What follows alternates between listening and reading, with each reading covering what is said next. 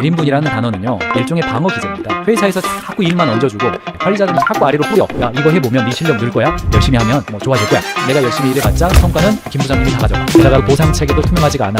여기서부터가 이제 문제가 드러나는 겁니다. 직장이라고 하는 것이 명확하게 바운더리가 나눠지지 않고 애매한 그레이 존들이 많은데 실무자들이 안 받아. 결국 비를 누가 합니까? 팀장님. 최근에 한 인터넷 채용 공고에서 기획자, 디자이너 신입을 모집하는데 토할 때까지 일할 신입사원 모집합니다. 근데 월급이 얼마냐면 200만 원이에요. 200만 원 줄 테니까 토할 때까지 일해. 야, 이러면 1인분 마렵죠. 1인분 마렵게 되죠. 직장인들 커뮤니티 게시판에서 올라온 내용들을 보면요. 제가 보더라도 야, 좀 심하다. 이런 회사들 꽤 있는 것도 사실입니다. 그래서 직원들 입장에서는 약간 방어적인 차원에서 딱 1인분만 하면서 나는 직장생활 할 거야. 나는 열정페이 당하지 않을 거야. 나는 자기 성장 가스라이팅 당하지 않을 거야 라고 결심을 하죠. 결과적으로는 조직 내에서는 맨 처음에는 선긋기 하죠. 처음에는 그거 제 일 아닌데요 갔다가 받은 만큼만 일할 거예요. 6시 되면 딱 퇴근해버리고 결과적으로는 회사에서는 이른바 조용한 퇴사 되죠. 쫓겨나지 않을 선에서 최소한의 일만 하는 그런 상태가 되는 겁니다. 직장이라고 하는 것이 명확하게 바운더리가 나눠지지 않고 애매한 그레이 존들이 많은데 실무자들이 안 받아. 결국 그 일은 누가 합니까? 팀장이 하죠. 팀장이에요. 그러니까 직무기술서상에서 명확하게 표현이 안 된 회색지대가 많은데 경계에 떨어진 공 리더가 해야 되죠. 팀장이 안 하면 사장이 해야 되고 그렇게 되는 겁니다. 이게 조직이란 말이죠. 그냥 프리랜서 서로 일하는 게 아니에요. 서로가 서로를 돕는 거란 말이죠. 연결 포인트에 그레이 존들이 굉장히 많아요. 1인분만 서로 하고 있으면 이 빈 공간은 도대체 누가 한단 말이에요. 다만 1인분이라는 단어는요 일종의 방어 기제입니다. 회사에서 자꾸 일만 얹어주고 관리자들이 해야 될 일이 있는데 관리자들은 처리 안 하고 자꾸 아래로 뿌려내면서 야 이거 해보면 네 실력 늘 거야. 실력 늘기는요 실력 늘기 위해서 일을 시킨 게 아니라 지 업무 떠넘겨놓고 약간 좋은 말로 교묘한 말로 해가지고 야 이런 일도 한번 해보면 열심히 하면 뭐 좋아질 거야 이런 식으로 말해요. 그거 호구죠. 호구. 그러니까 방어적인 기제로서 이게 제 업무 아닌 것 같은데요 이렇게 말하는 것도 있는 겁니다. 실무자에게 하고 싶은 말은 이게 일종의 회사는 하나의 헬스장이란 말이죠. 내가 언제까지 계속 남이 주는 월급만 받으면서 1인분만 하면서 살 수는 없잖아요.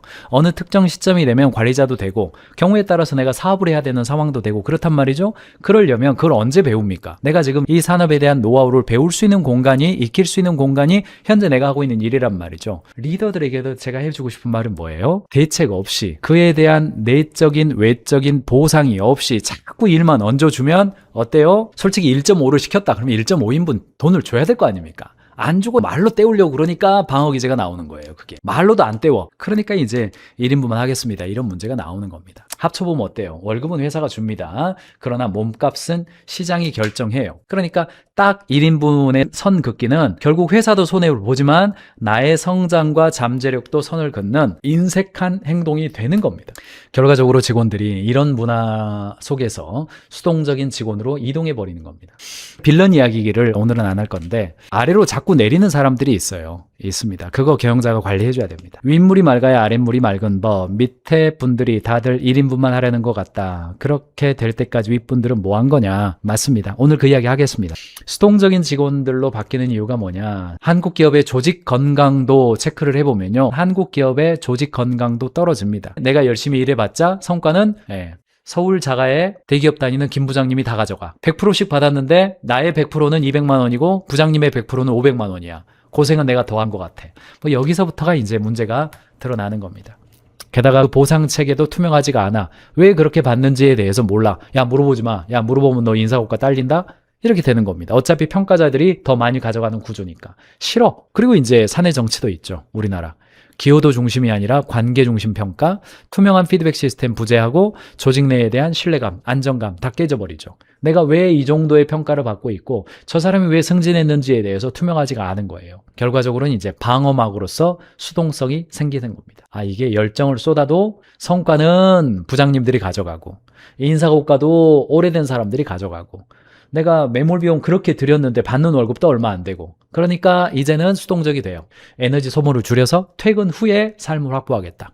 불필요한 리스크는 내가 피하겠다. 이렇게 되는 겁니다. 직원들이 자꾸 그렇게 되면 지극히 사소한 업무까지 일일이 지침 줘야 돼요. 기존 인력 번아웃 되죠. 대리에서 차장급 사이 다 신입사원들이 일 안 하니까 그네들이 일을 하게 돼. 결과적으로는. 그리고 인사 시스템 제 아무리 바꿔봤자 이거 다 백약이 무효합니다. 시키는 대로만 하는 겁니다. 이게 뭐예요? 이제 데드락 현상이죠. 서로가 머리 잡고 그냥 막 죽는 거예요. 죽는 겁니다. 아, 완료했는데요? 야, 보고해야지. 아, 보고하라고 안 하셨잖아요. 뭐 이러는 겁니다. 순환 논증이 되는 거죠. 업무가 기존에 있는 사람한테 전가되죠. 그러니까 연쇄퇴사가 발생합니다. 통상 퇴사는 연쇄퇴사예요. 저 사람 일 내가 다 받아야 되는 상황이 되니까 나도 퇴사해버리죠. 개인 입장에서 조용한 사직을 하면 손님 마인드로 다니면 표면적인 노동만 하게 되죠. 이 사람 발전이 없죠. 시스템과 산업을 통제할 기회도 상실돼요. 마지막으로 가장 찬란한 시기에 잠재력을 갉아먹는 자해 행위가 된다는 거예요. 돌이켜보면 저도 직장 생활을 오랫동안 했는데 그때의 성공 경험이 제가 현재 일을 하는데 엄청난 자산이 된 게 분명하단 말이죠. 물론 저를 그냥 시켜 먹었죠. 회사도 시켜 먹고 회사도 그때 당시에 이익대 남기고 그랬겠죠. 윈윈이란 말이죠. 이런 분위기로 가져야 된단 말이죠. 그런데 이제 최근에 무시무시한 이야기까지 나왔어요. 야, 오피스 헬리콥터까지 나와요. 우리 애가 왜 B예요? 지방 발령 취소해 주세요. 나오는 겁니다. 삼성전자, SK하이닉스 내후년 정도 한 3년 차 정도만 되면 아마도 헬리콥터 학부모 나올 겁니다. 왜 5억이에요? 6억 아니에요? 예, 나올 겁니다. 삼성전자 사원 부모 초청 행사 현장 지금도 합니다. 지금도 해요. 그러니까 리더로서 1인분 이야기를 들을 때 너 이리 와봐. 이렇게만 가기보다는 어느 정도는 공감도 필요하다. 그 매몰 비용에 대한 손해감정과 죄의식이 굉장히 큰 상태이기 때문에 어느 정도는 공감하면서 가야 될 필요가 있다는 겁니다. 우리 회사의 일하는 방식이 어떻게 바뀌면 이 직원도 스스로 일할 수 있게끔 하는 방향으로 갈 수 있을까? 개인의 태도로 보지 말고 회사의 업무 방식으로 볼 필요가 있다라는 지점 네 가지를 좀 고려해 보세요. 지시 방식을 좀 구체화시키시고 정기적인 면담을 좀 하시고 좀 시스템을 판단 기준을 놓으시고 4번 소통 원칙을 정하시는 것. 이런 방향이 야 이거 해 그러지 말고 이런 결과가 나와야 하고 세 가지로 잘 됐는지 이런 기준으로 잘 됐는지 판단 좀 해봐 이렇게 말하는 겁니다. 그리고 질문하게끔 하는 겁니다. 이렇게 하려고 하는데 맞아요? 이렇게 질문하게 하는 거고 한 3개월 정도는 좀 집중해 보셔라. 한 사람에 대해서 여러 사람을 집단적으로 하지 마시고 한 사람 한 사람을 한 3개월 정도씩 집중해서 대화해 보는 것. 이런 것이 변화의 방향성이다. 그래서 제한형 보고가 늘었는가? 같은 실수를 반복하지 않는가? 불편함을 먼저 말하기 시작했는가? 요게 좋은 변화예요. 아, 요렇게 하는 게 어때요? 라는 게 제한형 보고죠. 요런 게 좋을 것 같아요. 의지가 담긴 보고서. 이게 늘어났는가? 같은 실수가 좀 줄었는가? 그 다음에 요런 거 좀 문제가 있는 것 같은데요. 요건 이렇게 바꾸는 게 어때요? 요런 이야기 하는 게 좋은 변화입니다. 실시간 의견 좀 보겠습니다. 그들은 왜 1인분만 하려는가를 생각하는 게 먼저일 것 같아요. 사람들이 선택과 행동을 하는 그 이면에는 그것이 본인에게 이득이기 때문이니까요. 그렇죠. 방어 기제죠. 우리 조직이 1인분만 하는 것을 이득으로 만들지 않았나를 되돌아보는 게 필요하죠. 너무 좋은 통찰해 주셨네요. 우리 회사가 개인들로 하여금 1인분만 하는 게 이득인 것으로 시스템이 가버렸어요. 그럼 그렇게 한다는 거죠. 그래서 저는 원오원을 하면서 이 사람에게 1인분만 하는 게 왜 합리적인지 협력을 가로막는 진짜 이유는 무엇인지 발견하는 진단 자리로 사용해야 할 것 같아요. 맥락을 이해해야 하니까요. 그렇죠. 네, 좋은 의견 남겨놓으셨습니다. 예, 1이라도 하면 다행이에요. 그렇죠? 1인분이라도 하면 다행이에요. 그러니까 1인분에 대한 생각이 각자가 다른 것도 문제이긴 합니다. 평가로 들어가면 평가의 정당성을 설명해야 되는데 정당하지 않다고 생각되면 결국 1인분 한다. 결국 소통이 중요하다. 이런 직원이 갈수록 많아진다. 처음부터 모두가 1인분만 하려고 하지는 않는다. 구조적인 문제가 있는 거다. 빌런이나 체계 분명히 문제가 있다.